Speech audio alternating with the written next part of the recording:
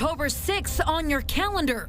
Alberta teachers say they'll walk if no deal materializes. Plus, the ethics and spending of two top mayoral candidates questioned weeks before Calgarians head to the polls.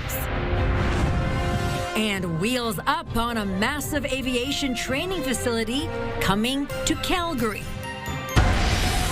CTV Calgary, local breaking news with Camilla Giuseppe.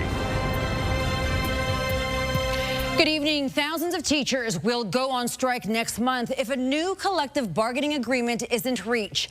The Alberta Teachers Association says it's giving plenty of warning so parents can organize childcare alternatives. Jacqueline Wilson reports. Teachers' patience has run out. Alberta Teachers Association President Jason Schilling announced Wednesday teachers will go on strike October 6th unless a new collective bargaining agreement can be reached with the province. Our strike mandate ends on October 7th. So we've pushed it as late as possible, and we're giving this notice for parents, for students, out of respect for them, so that they can make themselves the arrangements that they need to make. Teachers have asked for wage increases, though they won't say how much, and more supports for growing class sizes and students with complex needs. The Teachers Employer Bargaining Association has offered a wage increase of 12% over 4 years, and the province has promised to hire 3,000 teachers over the next 3 years. I'm just as disappointed as everyone. I hope that we've got the ability to get back to the bargaining table,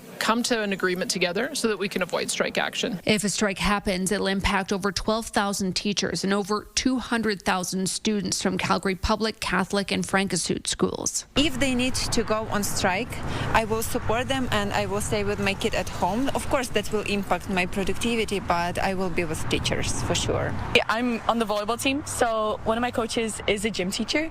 So if she does go on strike, volleyball season will be cut off, which means that will be delayed, and I don't want to be delayed, right? Because I love volleyball. So I think that it's really important that the teachers are here. The province can initiate a lockout of teachers before October 6th. There's no word yet on when the two sides will talk again. Jacqueline Wilson, CTV News, Calgary. Members of a major Alberta healthcare union have rejected a tentative contract. 59% of Health Sciences Association of Alberta members voted against the deal that was reached with Alberta Health Services, other provincial health agencies, and corporations. 78% of the association's 22,000 members cast a ballot. HSAA members include paramedics, pharmacists, physiotherapists, and dozens more professions. The HSAA is not calling a strike vote, but is asking for a better wage offer. Finance Minister Nate Horner says he's disappointed, but the government is ready to return to the bargaining table. Next month's municipal election campaign is not yet officially underway, but the mudslinging is. The Calgary Party is accusing the mayor of misusing funds from her office to help with her rebrand for the election. And there are allegations that a former councillor is using his connections with a cancer group to prop up his mayoral bid. Meanwhile, political observers say the nastiness of this election could turn off voters. Tyson Fedor reports. Freedom of Information documents show Mayor Jyoti Gondek spending around $112,000 of taxpayer money last year for a rebrand. This appears to be $100,000 of taxpayer money used in an election year to fund a rebranding of the mayor and a rebranding around the key issues in the election that we're all talking about. The rebrand included a new website focusing on key election issues such as housing. Black Coffee Studio helped Gondek with that website, key message writing, speech writing, and media relation advice. The Calgary Party says it's complete misuse of taxpayer dollars and wants a public investigation. They would need to look into Black Coffee as well as the mayor's office and the mayor herself to see what was done, whether it was compliant with provincial campaign finance laws, and whether it violated any City of Calgary policies. It's a pretty serious issue. But Gondek says the rebrand helped communicate issues around the water main break and marathon public hearing on rezoning. If you are hiring somebody to help you do your job, it is spending the public money properly, and to communicate with the public is absolutely a role that the mayor must take on. If this is something that is actually being used for campaigning, then that could raise questions in some people's minds. The Calgary Party also says that the founder of the agency is also the wife of Jyoti Gondek's campaign manager. Every member of council, including the mayor, hires different people with different specialties, whether it's policy or communications. There's folks that you leverage for social media. There are folks that work on things like remarks and preparation for council meetings, and that's what I've been doing. Meanwhile, an anonymous tipster alleges that former councillor Jeff Davison is leveraging his connection to the Prostate Cancer Centre to prop up his mayoral bid with donor money. Davison's campaign calls the allegations baseless and politically motivated lies. While the Prostate Centre says it's engaged with Davison since he announced his bid, but addressed any actual or perceived conflicts of interest, also calling the allegations entirely false and politically motivated. It's a bit more negative than usual right out of the gate, and that's quite unfortunate. Tyson Fedor, CTV News, Calgary. Voters head to the polls October 20th. And a new poll from Angus Reid shows Danielle Smith is the most polarizing premier in the country. 24% of respondents strongly approve of her performance, which is the most in the country. But 40% strongly disapprove of Smith, which is the second highest behind Quebec's premier. The online survey was done between August 28th and September 5th. Over 4,000 Canadian adults who are members of the Angus Reid Forum took part. And Premier Smith is among the many politicians reacting to the killing of American conservative activist Charlie Kirk.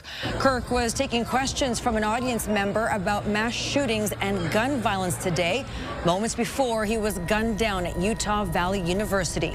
He was the co-founder of the conservative youth organization Turning Point USA and a close ally and supporter of U.S. President Donald Trump. In a social media post, Danielle Smith says, "I'm saddened and horrified by the shooting of Charlie Kirk. Our hearts are with Charlie and his family."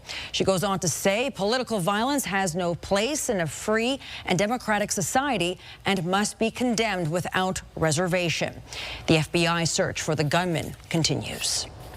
Alberta's highest court heard an appeal today for Matthew DeGrood, the man found not criminally responsible in Calgary's worst mass killing. DeGrood killed 5 young people at a Brentwood house party in 2014 during a psychotic episode. He was later diagnosed with schizophrenia and was found not criminally responsible in 2016. He wants more freedoms, but the Alberta Review Board maintains he still poses a significant risk to public safety. His lawyer says the review board has blinders on, arguing its ruling that stress could cause DeGrood to deteriorate mentally and harm others isn't based on evidence, adding through rehabilitation, medication, and treatment, the now 33-year-old has learned to manage his anxiety and shame. A justice expert says the review board has a lot of factors to balance and will err on the side of caution. This isn't punishment that Matthew's going through, and that's a really important distinction for people to understand. Some will never accept it. Some will want Matthew to be punished for what he did, but that's not where we are now. DeGrood's lease at a Calgary group home will be terminated at the end of October, and he is seeking a conditional discharge to live at his parents' home. The Court of Appeal will release its decision at a later date.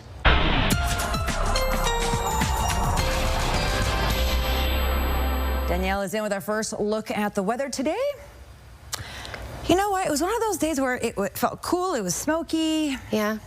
It wasn't quite as warm, you're correct. And it was certainly smoky, moderate. And if you're done with the smokier weather, well, it should be improving starting tomorrow. So that's some good news. I will mention, though, that in the morning, because we'll be kind of socked in with some smoke and some fog, it may not be much better tomorrow morning, especially early in the morning hours. But we will start to see an improvement. The wind direction is shifting in our favor, so we may still be at moderate on that air quality health index, moderate risk for most of the day. We may dip down to low by later in the day tomorrow. Mainly sunny skies, a high of 25. Really nice day. More details in your full forecast just ahead. But first, don't miss the Hospital Home Lottery Range Rover VIP deadline. The deadline is midnight Friday to win a Range Rover Sport or choose $125,000 cash. Buy now at hospitalhomelottery.com. Thank you, Danielle. Calgary is set to become home to a massive aviation training facility with WestJet as an anchor tenant. It's the latest in a string of aerospace projects coming to the area. Here's Jordan Canigan. Calgary's aviation industry continues to soar with a plan for a $100 million training facility set to break ground later this year. This center will be a foundational step in our long-term growth strategy by bringing critical training infrastructure into Calgary. WestJet has signed a 15-year commitment with CAE to train thousands of pilots and flight crew at a new 126,000 square foot facility. And it comes as the demand for aviation workers grows. Over the next decade, the world will need 300,000 new pilots, 700,000 new crew members. That's not a forecast.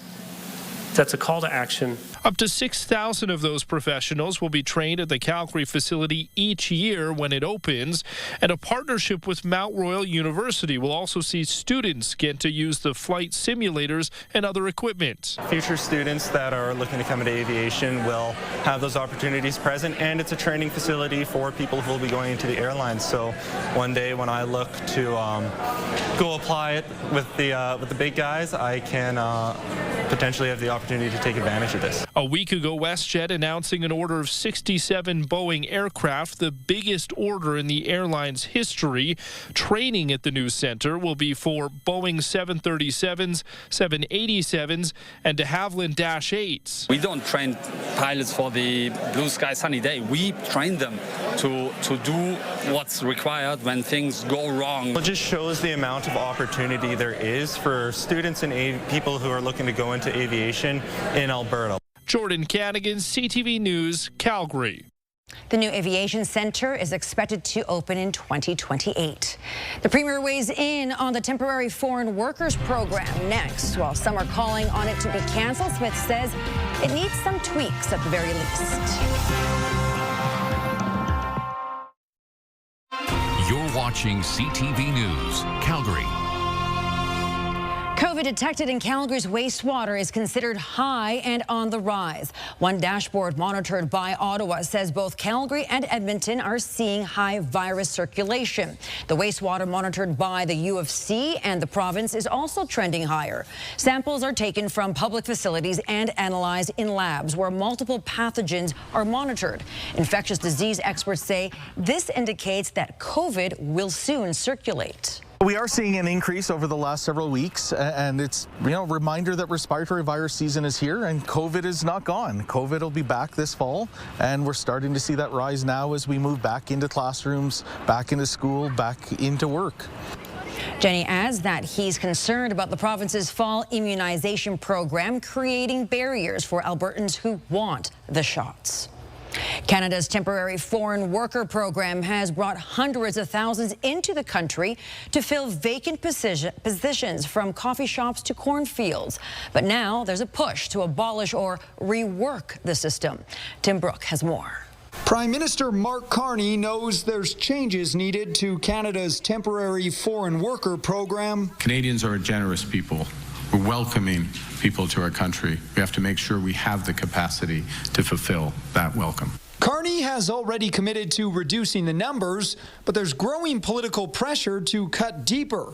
The program is being blamed for shutting young people out of jobs and driving down wages. Absolutely. The temporary foreign worker program needs to be repealed and replaced. We really have to get back to making sure that the kids who are getting out, needing those first jobs, that they get those first. Alberta's premier worries companies are quick to turn to out-of-country employees. We're asking the employers that they've got to take another stab at this. They've got to work with us on addressing the incredible and heartbreaking youth unemployment crisis that we have. As of July, there were 196,000 non-permanent residents with a work permit in Alberta, and the youth unemployment rate sits at 17%. But some argue the two numbers don't necessarily go hand in hand. It's a cynical political take, right? This author's upcoming book on temporary foreign workers says the majority of employers only use the program because many locals don't want jobs in sectors like food service, construction, or agriculture. The idea that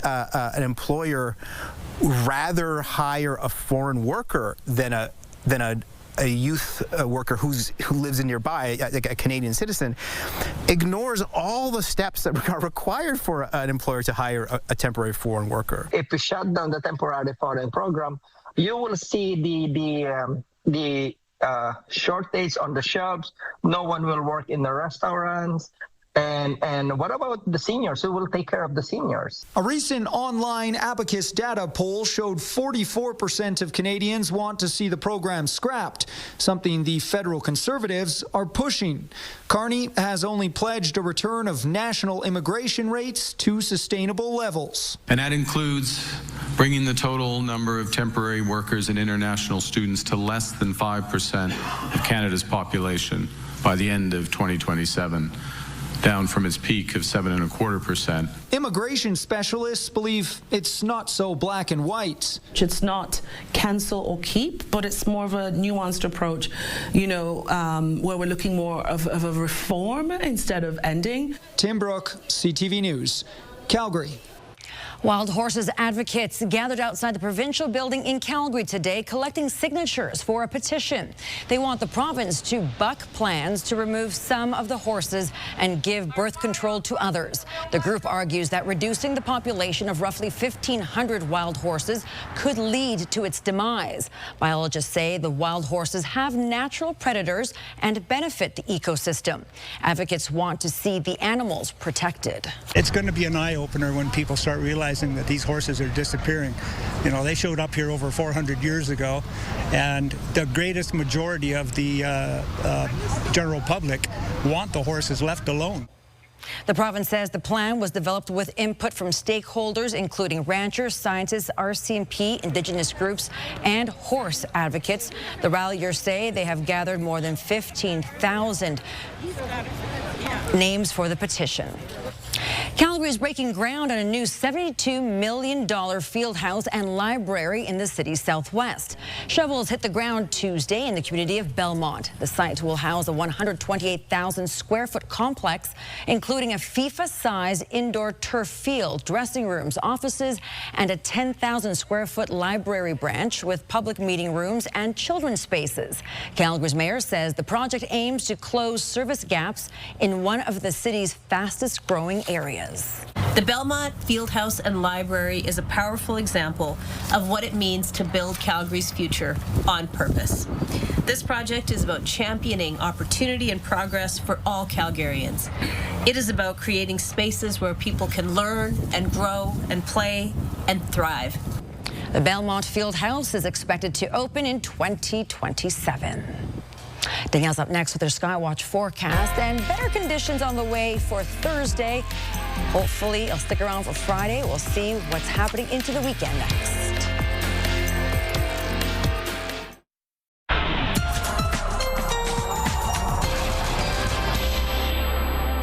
All right, well, today slightly cooler than yesterday in the city. Yesterday's high was 26 degrees in Calgary. Today's high 22. Still a lot of warmth, though, in the prairies, especially in Saskatchewan, where communities, Regina, Saskatoon, around that 30 mark for today. And in Alberta, southern Alberta, we will increase in temperature by tomorrow, at least by 2 or 3 degrees on average for daytime highs. I'll show you the longer range in just a second here.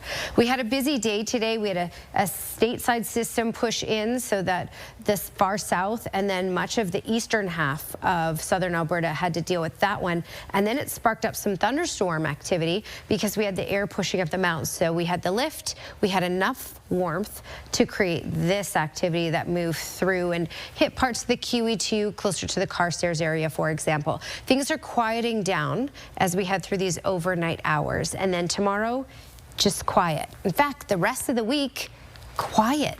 What?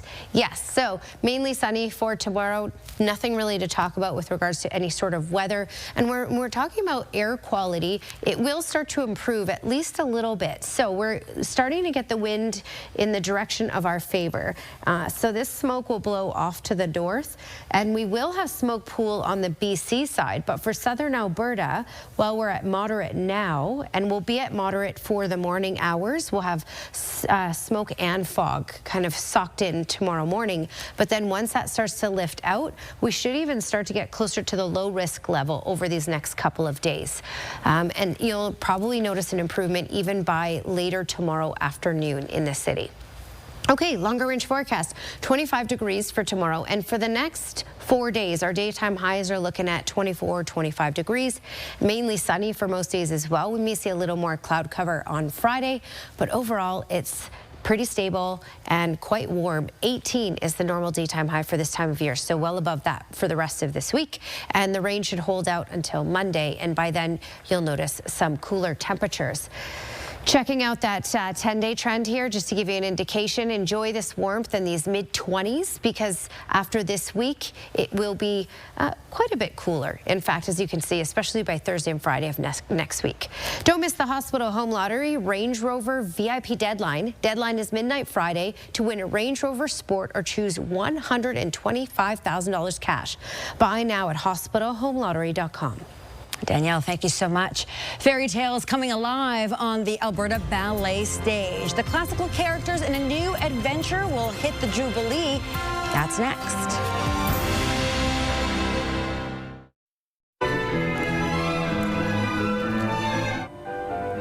Well, that is the Alberta Ballet. It's spinning a new storyline for some of the most iconic fairy tale characters. Once upon a time, 1,000 Tales follows the White Rabbit from Alice in Wonderland, who's in search of Cinderella after the ball, all the while encountering characters from Snow White, Aladdin, and many more. The music inspired by fairy tales challenged the ballet's artistic director to come up with a way to write all the characters in to one storyline altogether. Then I had the idea to actually rewrite a new storyline with all these fairy tales being the characters of this new story. It's hard not to want to give 150% all of the time because it is fun for us. Once upon a time, 1,000 Tales will open tomorrow at the Jubilee with performances until Saturday before heading north to Edmonton. Care homes from across the city are taking part in some friendly competition today. The First Generations Championship features more than 100 residents from 11 homes competing in a number of inclusive games from dominoes to bocce ball and volleyball. Also included today, some lunch and live entertainment. Organizers say it's rare to have multiple care homes come together, so a day like today brings a new opportunity to build a wider community. Having residents from our home talk to other homes, building friendships across homes so that they have someone to look forward to, someone who's going through their same experience, someone they don't see every day, is going to be really meaningful to them. This is a one-time event for now, but organizers hope to continue this in the future. They sure look like they're having a lot of fun. All right, that's it for us here at CTV News at 11:30. Thank you for watching. Have a great night.